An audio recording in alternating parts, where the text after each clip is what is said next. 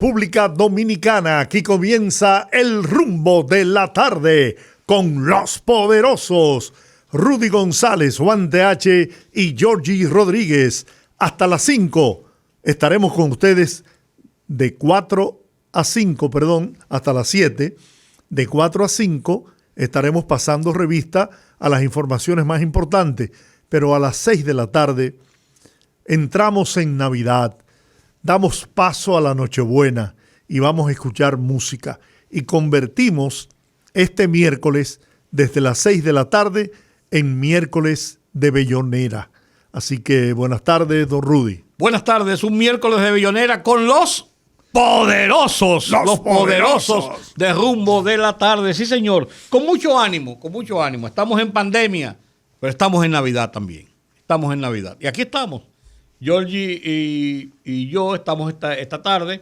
Juan está en unas diligencias personales y nos pidió un merecido descanso de... Voy a llegar un poco tarde, Juan. Déjate de cuento y no venga. ¿Cómo está el tránsito?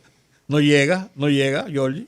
No llega. ¿Qué pela en el tránsito hoy? Qué difícil. ¿Qué pela en el tránsito de hoy, Dios mío? Esta mañana fue desesperante.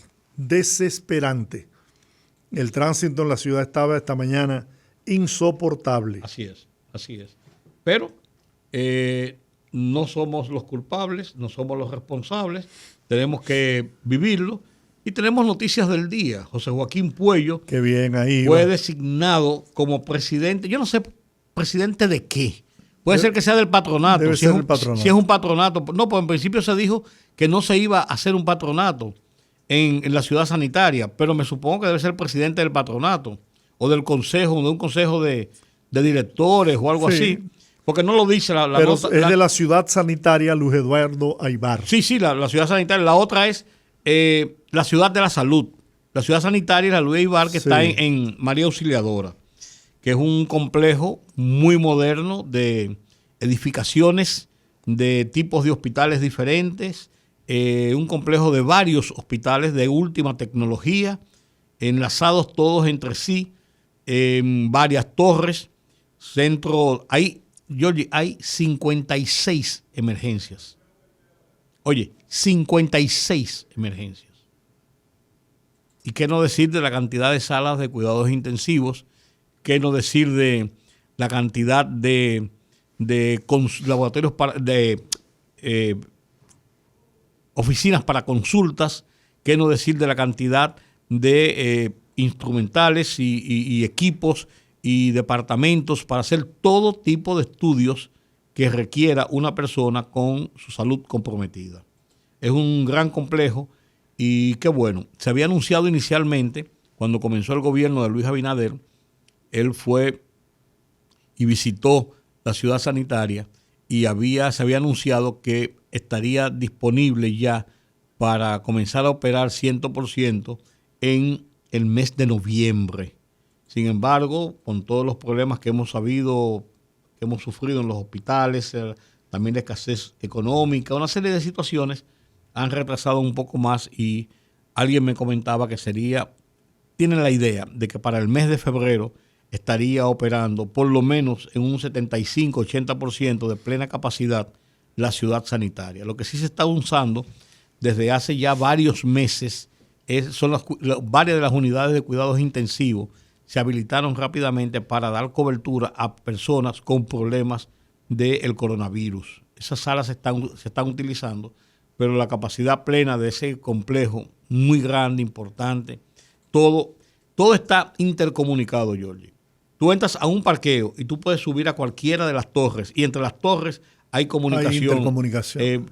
Todo está enlazado. Es una verdadera ciudad sanitaria porque todo está enlazado. Tú tienes que hacerte un estudio, una cosa. Tú no tienes que salir al edificio, de allá tú entras por dentro. Hay incluso unos como una especie, lo que se tenía planeado, una especie como de carrito, como lo hay en los aeropuertos, que llevan a la gente. Así son los hospitales en Estados Unidos. Sí. Pero aquí no, aquí esa modalidad es una novedad. Pero va a ser a todo lo moderno y confortable como requiere una unidad de esa naturaleza de una ciudad sanitaria. Qué bien.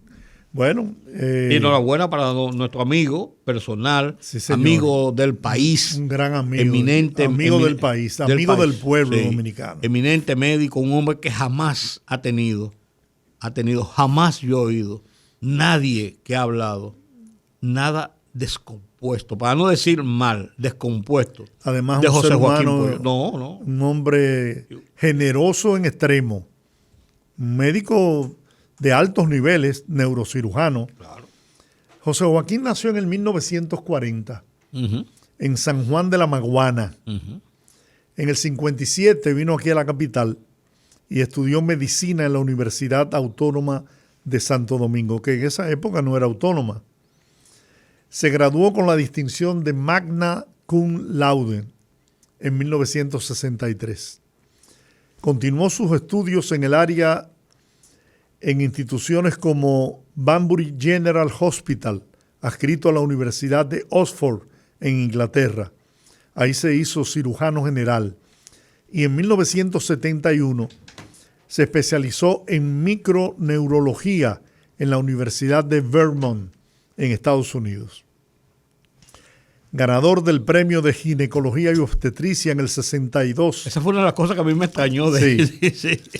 Ha impartido docencia en universidades dominicanas desde 1970, entre ellas la Universidad Nacional Pedro Enrique Ureña, Universidad Autónoma de Santo Domingo y el Instituto Tecnológico de Santo Domingo, INTEC. Ha prestado servicio en hospitales como el Dr. Salvador Bergotier, el Hospital Luis Eduardo Aybar, el Hospital Militar Dr. Enrique Ligó Seara, el Hospital Militar Dr. Ramón de Lara de la Fuerza Aérea, en el Hospital Infantil Robert Reed Cabral y en el Hospital de la Diabetes. Fundador del Banco de Válvulas para Niños Hidrocefálicos en la República Dominicana. Múltiples estudios de investigación científica. Fue presidente del Comité Olímpico Dominicano en el 2003. Nombrado presidente del comité organizador de los Juegos Panamericanos celebrados en Santo Domingo. Bueno, un currículum impresionante. Impresionante. Tú sabes que voy a cometer una indiscreción que no debo decirlo. Bueno, sí, ¿por qué no? ¿Por qué no? Sabes que José Joaquín y yo somos familia, somos parientes. Mi abuela materna era Puello, descendiente de uno de los 3 hermanos Puello que fueron héroes de la independencia dominicana. Estaba Gavino, estaba José Joaquín y estaba, ¿cómo se llamaba el otro hermano? No recuerdo el nombre del otro hermano. Eran 3 hermanos y de ahí vino la descendencia de los Puellos, que es una sola familia. Después se dispersó mucho porque estamos hablando de la época de la independencia nacional, de mediados del siglo XVII, el siglo XIX, del 1800, el siglo XVIII, 1800. Y a propósito de eso, la familia se disgregó mucho, pero siempre la familia Puello ha mantenido un sentido de unidad, de respeto, de acercamiento entre la familia. Aún se ha expandido tanto y a final de cuentas tenemos una relación de familiaridad que a mí me honra con un hombre como José Joaquín. Hay muchos otros Puellos también reconocidos, valerosos, hombres de bien, mujeres de bien. Pues estamos hablando del caso de José Joaquín y es una persona que le guardo un respeto personal, una admiración como ciudadano y un amplio reconocimiento como un hombre del país. Yo me uno a ese reconocimiento. Yo te confieso que no sé cómo conocí a José Joaquín. Es que es difícil no conocer, un día no aprender a José. No tengas un día que diga, bueno, fue en tal circunstancia. Sí. No. Desde el momento mismo en que por primera vez tuve la oportunidad de conversar con él, hace muchos años ya, sí. Encontré esa cercanía con él y establecimos una gran relación de amistad, al extremo de que yo abusaba de esa amistad. siendo yo director de Radio Televisión Dominicana, fueron varios los empleados que, teniendo problemas en lo que era necesaria la intervención de un neurocirujano, le toqué las puertas y respondió inmediatamente. Y de la forma más espontánea y generosa que te puedes imaginar. Nunca quiso cobrar honorarios por atender a esas personas que yo las refería a él por la confianza que tenía debido a su gran calidad como neurocirujano. Es que él nunca ha sido un hombre mercurial. Él ha hecho una medicina de pasión. Social y social. No, de pasión. Él lo que le gusta es precisamente, ha sido así. Y yo no me siento que estoy halagando a nadie por halagarlo, sino porque realmente se lo merece. Y porque realmente se lo ha ganado en este país. Bueno. Enhorabuena a José Joaquín Puello. Sí, Creo que señor. el país, como tú dices frecuentemente, se da un lujo de tener un hombre como José Joaquín Puello. Yo siempre le decía, tú deberías ser presidente de la República. Tú reúnes todas las condiciones. Te lo dijiste los otros días cuando nos Sí, entrevistamos la semana pasada. ¿Y qué te dijo? Sí. Yo no me quiero estar.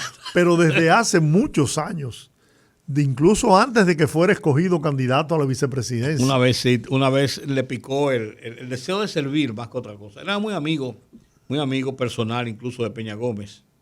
Pero era un asunto no era un asunto eminentemente político, era un asunto de una amistad. Él lo comentó una vez en una entrevista. Era un asunto de amistad, admiración que le tenía a Peña Gómez, de respeto que le tenía a Peña Gómez. Entonces eso lo llevó en cierto modo, a aceptar aquella situación ya política, que mucha gente se lo criticó precisamente por eso. Te puede contaminar tu hoja de servicio. ¿Por qué va? Bueno, no había forma de que un hombre así se contaminara con nada, Jorge. Los partidos mayoritarios, a propósito de la famosa ley la ley 275-97, que en el año 98 y hasta el 2020 se le han distribuido a los partidos mayoritarios nada más y nada menos que 14.504 millones de pesos en 22 años. Y el que más dinero ha recibido de todos ellos es el PRD, con 4.747.125.440 pesos con 85 centavos. Le sigue el PLD. ¿Y por qué razón el PRD? Bueno. Porque cuando se instituyó eso, perdón que te interrumpa, sí, no. sino porque me choca, cuando se instituyó el asunto de los partidos, fue cuando la crisis del 94, con la reforma constitucional que hubo para el 96 para solucionar eso, entonces se instituyó el asunto de los fondos de los partidos. Y en ese momento, quien gana la presidencia y tiene ya un partido mayoritario, por así decirlo, es el propio PLD. Entonces, debe ser que en ocasiones han sido quizás dos los partidos mayoritarios. Sí, ellos dos han sido los mayoritarios. Entonces, PRD y PLD, de allá aquí, PRD y PLD. Esa es la razón. Fíjate que el PLD recibe 4.613 millones. ¿Y ellos cuántos? 4.740. No, pues casi lo mismo. Y es eso.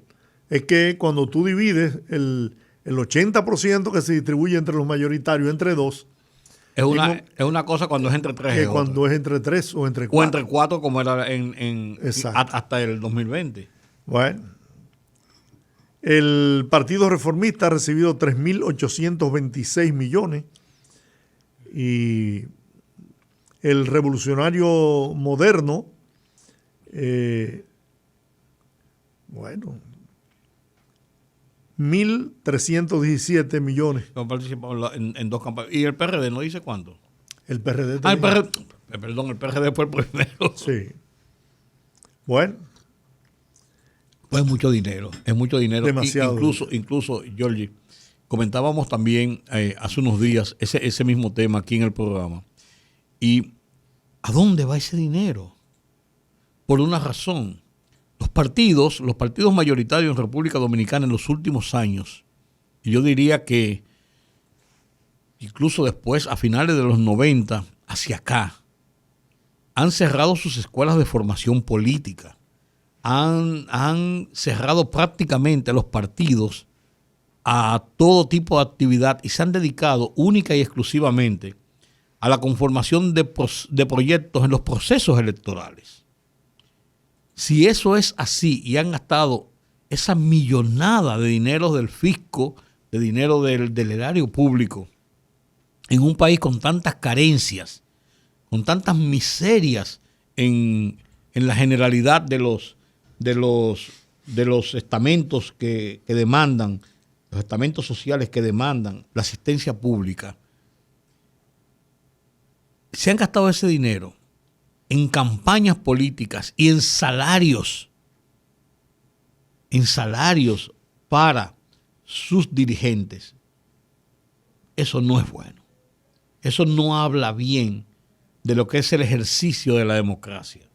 Han acuñado por ahí una frase de que la democracia cuesta caro, como para justificar esto.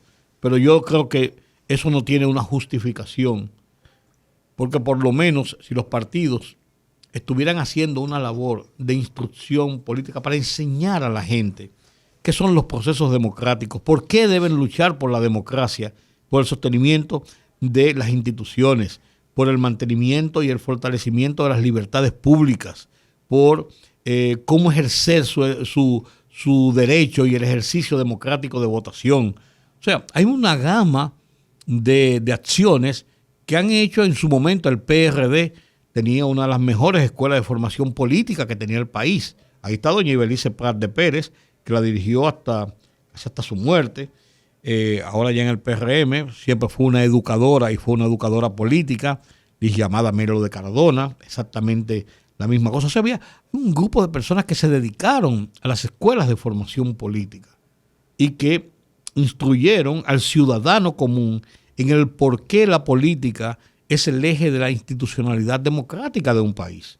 Y nosotros somos un país institucionalmente democrático, que tenemos una democracia muy a la dominicana, como decía el padre Arnaiz. Las cosas aquí son a la dominicana. Es una frase del padre Arnaiz muy repetida por él. Es cierto, pero es nuestra democracia. Y el fortalecimiento desde los partidos es una obligación de las cúpulas políticas, no solamente plantearse y prepararse para los procesos eleccionarios, sino también para poder ayudar a la sociedad a entender el porqué de esos procesos y ayudarlos a que esos procesos se ejecuten en una forma tal que fortalezcan el sistema de partidos, el sistema de ejercicio de las libertades en República Dominicana. Y gastar esa millonada sin que uno pueda decir cuál es la obra que dejan. Por ejemplo, el PRM creó el Instituto Peña Gómez, pero el Instituto Peña Gómez, ¿qué hace el Instituto Peña Gómez? Realmente es la sede para celebrar reuniones, quizás uno que otro acto. ¿Qué hace la Fundación Joaquín Balaguer? Tener una biblioteca con la memoria de Joaquín Balaguer, pero no es un centro de discusión política. La Fundación Global, que es el centro que más actúa en este sentido, no es una fundación que actúa dentro del marco de esos recursos que recibe el PLD como partido, ahora FUPU. No, ellos tienen sus propias iniciativas de fondos y su propia agenda como fundación, que es una agenda muy interesante y muy buena para la formación y la discusión democrática del país. Pero los partidos como tales en República Dominicana realmente aportan poco en cuanto a la formación política, social, cívica del ciudadano. Mira, Sonia Guzmán presentó cartas de estilo en Estados Unidos como embajadora de la República Dominicana ante Washington. Es la primera mujer en desempeñar ese cargo de embajadora dominicana en los Estados Unidos. Así es. Lo hizo ante el Departamento de Estado en Washington, capital norteamericana, para fungir como la nueva embajadora de la República Dominicana. Sí, porque cuando presentan la carta de estilo ya es la aceptación del Departamento de Estado, que es la Cancillería, de su acreditación. de su acreditación. Entonces después viene el acto formal en que le presenten, entregan las cartas al presidente de la República. Allá lo hacen cuando le da la gana, no es como aquí que hay una formalidad y un rigor en eso y en otros países, pero ya con la presentación ante el Departamento de Estado de las cartas de estilo, ya con eso queda acreditada oficialmente como embajadora dominicana. En su cuenta de Twitter dice: ayer presenté al Departamento de Estado en Washington las cartas de estilo como representante dominicana ante los Estados Unidos. Agregó que se siente orgullosa de representar a los dominicanos y dominicanas, así como también al gobierno del presidente Luis Abinader. Como debemos recordar, ella fue anunciada el 27 de julio por el presidente Abinader como la embajadora nuestra en los Estados Unidos. Y bueno, ahora es cuando... El decreto salió hace apenas 2 semanas y pico. El decreto oficialmente salió. Y entonces, porque hay un trámite de la aceptación del placet y todo esto. Hay que recordar que Sonia Guzmán no es una improvisada en Washington, no como diplomática, pero sino que hizo una vida muy activa en Washington en los años 2002 en adelante, cuando la discusión del Tratado de Libre Comercio. Ella era la ministra de Industria y Comercio de República Dominicana y le tocó ser la encargada del equipo dominicano que negoció el Tratado de Libre Comercio. Recordemos que ese Tratado de Libre Comercio, República Dominicana no estaba incluido en ese tratado. Es un tratado de libre comercio entre Estados Unidos y Centroamérica. Los Estados Unidos en un momento pretendían hacer un tratado solamente Estados Unidos, República Dominicana. Sin embargo, eso generó no un conflicto, pero sino ciertos ruidos con los países centroamericanos que entienden que son países pares, o sea, similares al de República Dominicana, y que era mejor hacer un tratado de conjunto. Para esa situación, entonces se generó una dilación en el Tratado de Libre Comercio con Centroamérica y comenzaron las discusiones porque los requerimientos y con República Dominicana y el rol de establecer al mismo tiempo el tratado con Centroamérica y con Estados Unidos, habían algunas dicotomías que había que salvar. Habían algunos problemas que no podían ser similares. No es lo mismo tener un tratado de libre comercio, por ejemplo, República Dominicana con Honduras o con Nicaragua, que con Estados Unidos. O sea, había que hacer todo un paquete en que todo el mundo entrara con igualdad de condiciones en algunos de los renglones importantes de lo que es un tratado de libre comercio. Y Sonia Guzmán fue la que manejó toda la comisión dominicana de muy buenos expertos que tenía República Dominicana. No era una comisión exclusivamente de gobierno, sino también donde incidieron personas versadas en el tema de este tipo de negociaciones y de la situación económica centroamericana y República Dominicana de cara a Estados Unidos. O sea, ella, por eso digo, tuvo mucho tiempo manejando en Washington todo esto que tuvo que ver y conoce cómo son esas intríngulis en lo que es el Estado. Es una mujer de Estado, ¿eh? Sí, claro. Tiene experiencia de Estado, fue ministra o secretaria de Estado administrativa. Ella fue su secretaria. El esposo José María. Correcto. José María Hernández era el secretario administrativo de la presidencia. Correcto. Y Sonia era subsecretario, o sea, su segundo en toda la oficina. Sí. ¿Quién mandaba? No, pero ellos hacían una pareja muy unida, y siempre fueron una pareja muy unida que actuaba muy bien, y le dio resultado a Antonio Guzmán tener a su yerno y a su hija en las posiciones. Bueno, eso lo celebramos también. Habemos papa. Ya está la embajadora.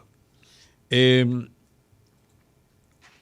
embajador de Haití en República Dominicana, hablando de Haití, recibió una placa de reconocimiento por sus funciones, por sus esfuerzos en manejar una consolidación en el Estado de las difíciles relaciones entre Estados Unidos y Haití.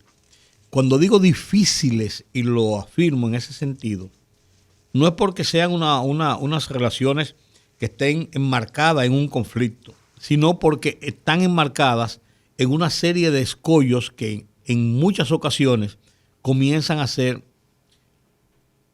peligrosas y hasta incómodas, por así decirlo.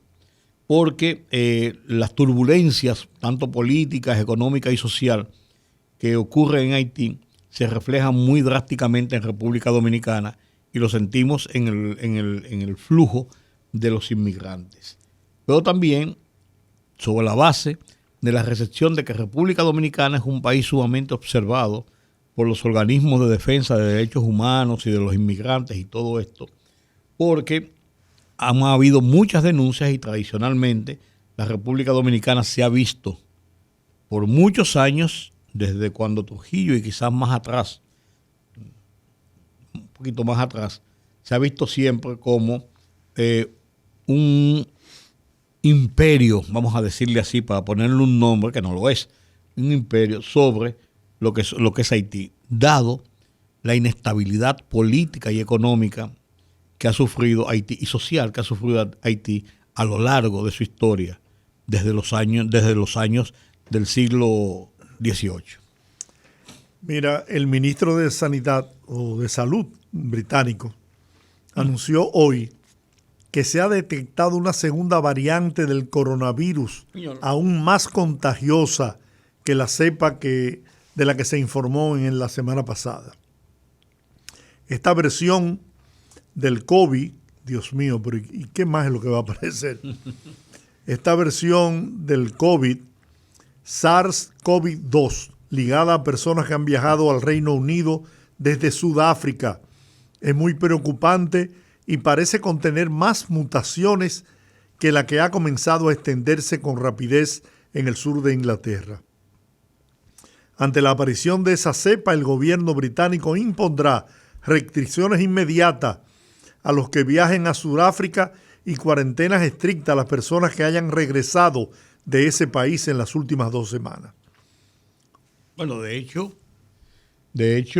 se suspendieron los vuelos entre República Dominicana y Inglaterra, el Principado de Gales, Irlanda del Norte y Escocia, que son los que conforman lo que se llama el Reino Unido, toda esta parte de la bota hacia arriba de Europa. Y se suspendieron los vuelos. Sin embargo, ocurrió una situación, Georgie, muy dramática en el día de ayer. Llegó un vuelo procedente de Inglaterra. En el aeropuerto de Punta Cana. Sí, con dominicanos, la mayoría con dominicanos que debían retornar al país.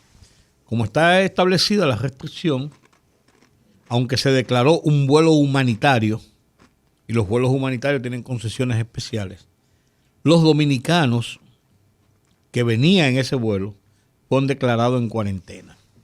El problema es que se le había dicho que no iban a tener ningún tipo de cuarentena o que simplemente iban a tener que tener una prueba de que no tienen un problema de infección. Sin embargo, fueron llevados militarmente a un recinto militar y están guardando una cuarentena. Se dice que no va a ser de 14 o 15 días, sino que va a ser de menos, que posiblemente sean entre 5 y 8 días nada más, pero se les aisló inmediatamente, no se le dijo nada de inmediato a sus familias y eso, entonces se produjo una situación de tensión sobre de qué había pasado con esto. Yo creo que la República Dominicana ahí actuó como debía actuar, de que si estamos en un estado de excepción con el caso de las personas provenientes de Inglaterra, debe aplicársela a todo el mundo. Ahora, lo que debió habérsele informado a esa gente que venía de que iban a pasar un periodo de cuarentena, no que de buenas a primeras cuando llegaran manos militares se lo llevaban por un sitio.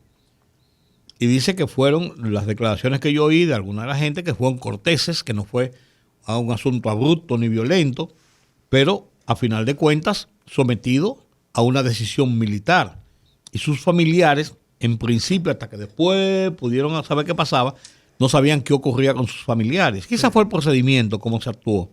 Que vuelvo y digo, ellos mismos dicen que no fue ni violento ni grosero, sino que fue muy cortés, pero muy estricto y muy rígido. Y yo creo que la autoridad actuó como debía actuar. Quizás claro, el procedimiento no fue lo correcto, pero sabemos que hay una situación con Inglaterra y, no, que no y puede, con no el Reino puede haber Unido. flexibilidad en ese Es lo que en te iba a ese decir, asunto. y con eso no se puede jugar, porque con eso se juega la seguridad de la comunidad nacional, porque tú no sabes cómo puede expandirse una nueva cepa con nuevas manifestaciones, con un virus quizás más resistente a lo que se está dando ahora para los virus, y entonces puede ser más cara la sal que el chivo.